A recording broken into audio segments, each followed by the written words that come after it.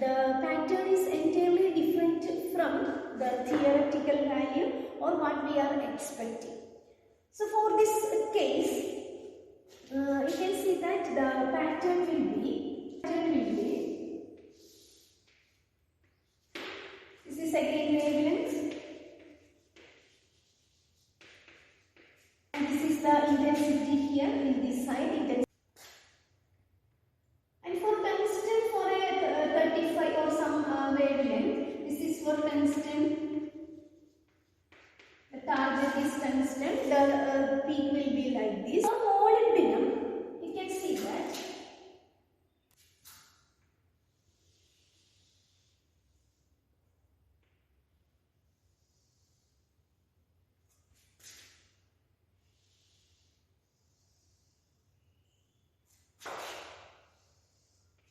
there is sharp peaks at certain wavelength.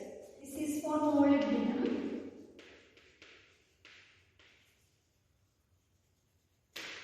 We can see that there are sharp peaks at a certain wavelength for the X-ray.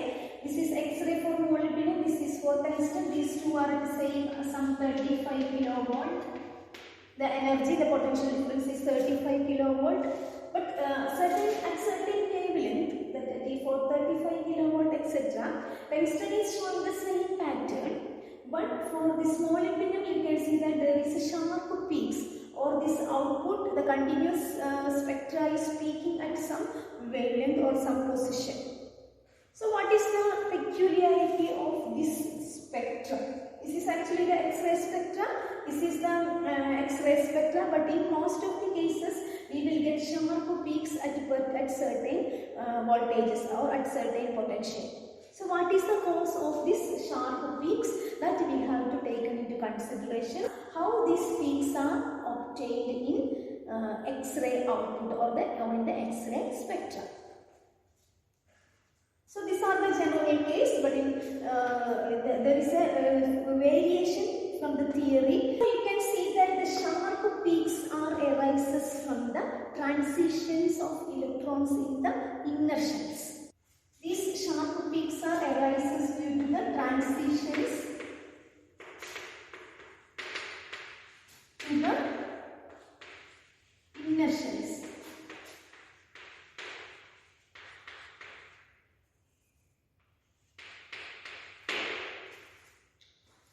So when the highly energetic electrons hit certain elements or certain materials, if the energy is very high, if the energy of the electrons is very high, it is able to, these electrons, these fastly moving electrons is able to remove the electrons of the targeted materials. Even if the energy of the electrons is very high, it is able to remove the first shell electrons, that is the K shell electrons. When n equal to 1, it is the K shell. So it is able to remove the electrons from the K shell also. So depending upon the energy of the electrons, if these electrons fastly moving hitting electrons are able to remove the electrons from the inner shell, it is able to remove the electrons from the inner shell, that is K, etc. shells. So the electrons from the upper level can fill the space of the lower level, so that energy, that electron can emit some energy, so they will get some energy, some maximum energy at a particular wavelength. So this type of peaks depending upon the material characteristic.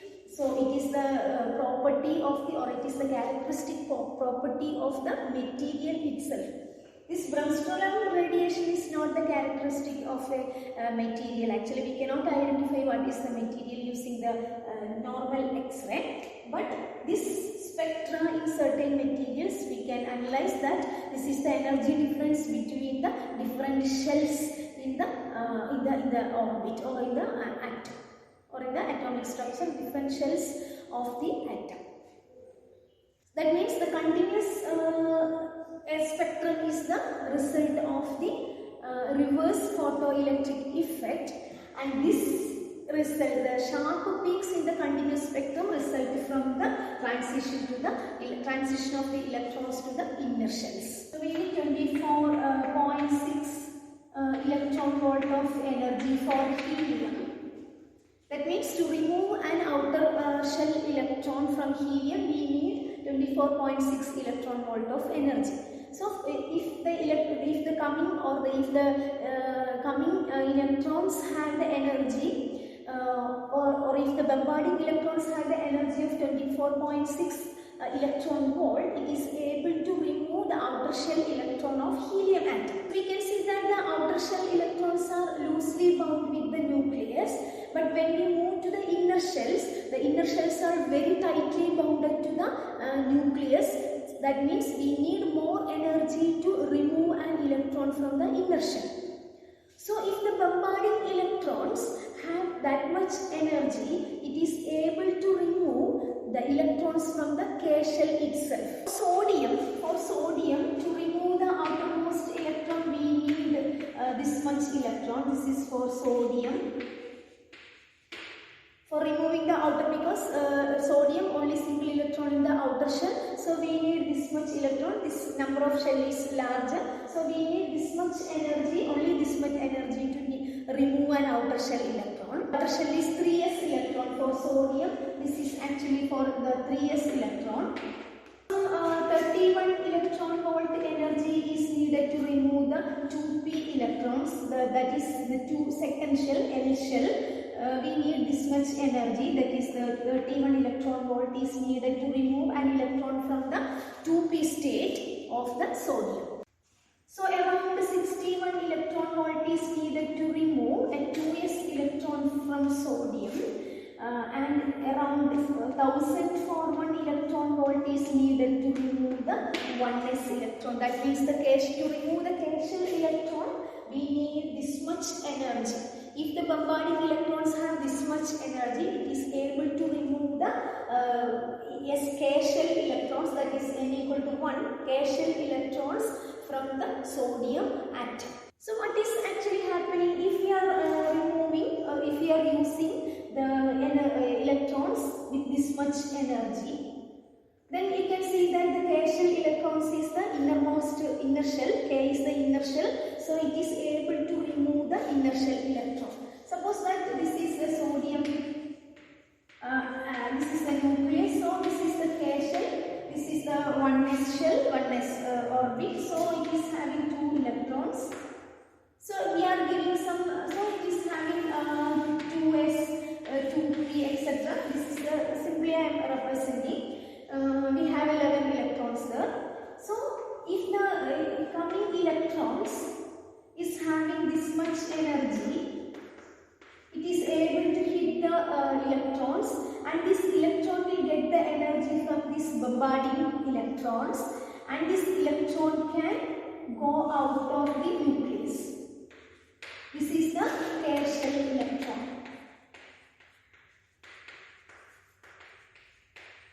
This is the K shell electron. Then what happened here? There is a position for an electron. Here we have a position now, or a hole for the electron, that an electron can come and join here. So what will happen? An electron from the outer shell. Since there is a position in the lower energy state, this is actually lower energy state, that means these electrons are highly connected to the, highly bonded to the nucleus. So to remove this energy, remove this electron, we have to give high energy. So this is the lower these electrons are having lower energy. It cannot escape from the nucleus. So if we are giving some energy, it will accept that energy and it will go out of the nucleus or out of the atom, or it will escape from the nucleus. So here there is a position here. So what will happen? An electron from the outer shell, it may be from this shell, or it may be from this shell or the outer shell, depending upon the energy difference between this and this. Energy difference between this outer shell and this outer shell.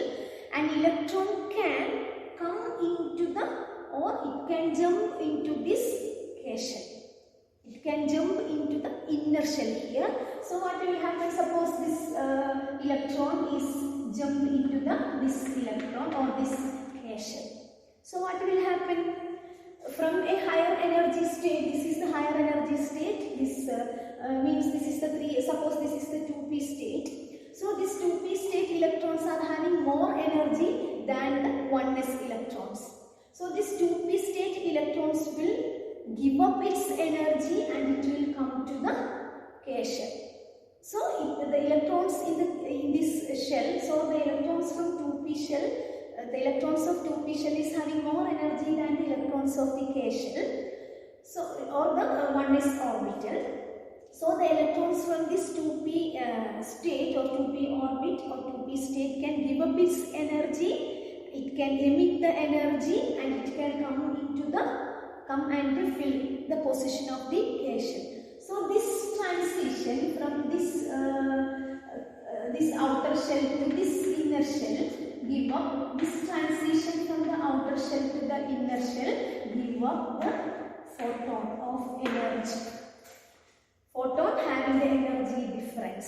So this energy, so there may be large number of electrons, that can be large number of atoms are there, so large number of electrons can able to jump from here to here.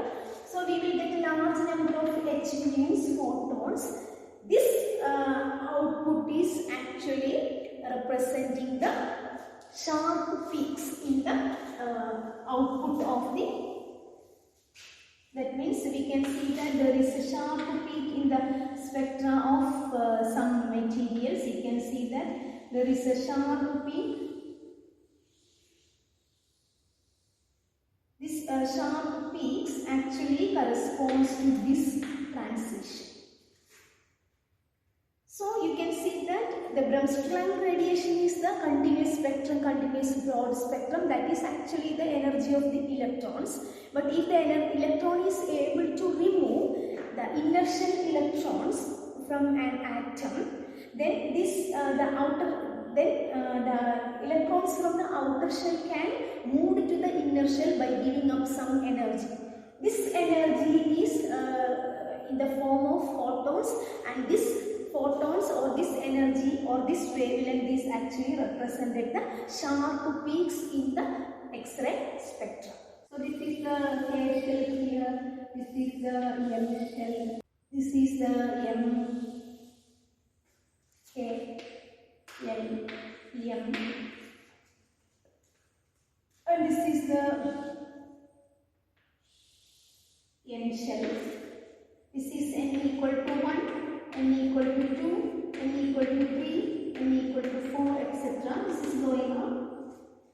So this bombarding electrons, if the bombarding electrons remove the electrons from the K shell, the electrons from the higher energy state can remove its own energy and it can come to the K shell.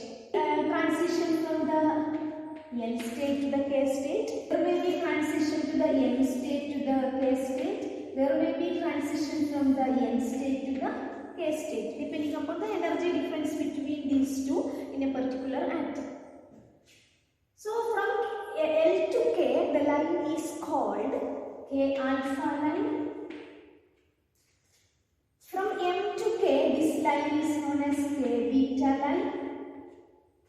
From N to K, this line is known as K gamma. From the higher energy, etc., K alpha, beta, gamma, K delta, K theta, etc., K tau, etc., depending upon the higher energy state. So these are all known as K lines, that is from the higher shell to the K shell, it is known as K line. If it is from L to K, then alpha, M to K, that is beta, then N to K, that is gamma, something like that. So if the bombarding electrons is able to remove the L shell electron, then the electrons from M shell, N shell, etc. can fill the position of the L shell. So this is known as L alpha, then L beta, etc. The next is, if the bombarding electrons is able to remove the electron from the M shell, then the electron from the N shell can fill that position. Then this is known as, this is M, this is M alpha, then the next is M beta, etc. So these are, we are usually for X-ray experiments, we are using the K alpha line of sodium or K beta line of sodium, something like that. So you can see that the sharp peaks in the X-ray spectra is account for the transitions to the inner shells. This is known as K series, this is L series, this is the K series, this is the L series, this is the M series, etc. So there is a relation for this K alpha or this frequency, the K alpha or K beta, whatever it is. The frequency of this M into nu equal to M into Z minus 1 whole square into e raised to 4 divided by epsilon 0 square HQ into 1 by NF square minus 1 by NE square. Ni square.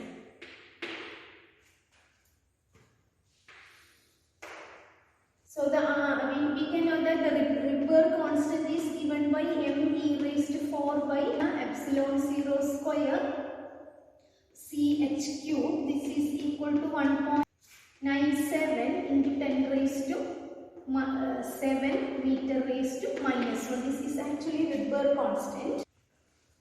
So you can see that here C into R is this quantity except this Z minus 1 whole square. So this is given by, so C into R is given by M e raised to 4.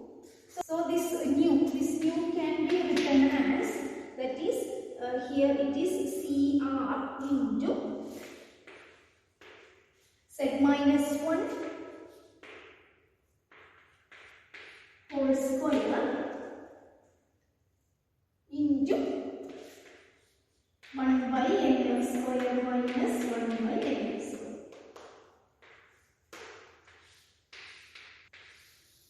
Then what is the value of K alpha line? K alpha means, for K alpha line, the line implies the transition from L to K. So for what is the value for N? So here initial value is the L shell is the initial one, that is when n equal to 2. So the final shell is the K shell, that is this represent the L shell actually, and the final shell is the K shell, that is n equal to 1, this represent the K shell.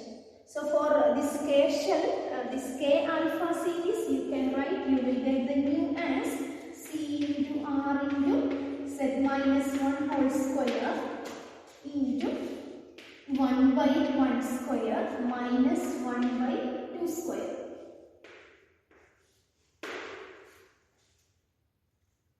That means this is 2 into 2, 4 here, so 3 by 4 is here, so 3 CR into Z minus 1 whole square divided by 4. This is the K alpha. Frequency for K alpha line. Similarly, you can calculate the different frequency, that the frequency of that particular spectra, that the sharp peak, you can calculate using the equation where Z is the atomic number of the particular nucleus.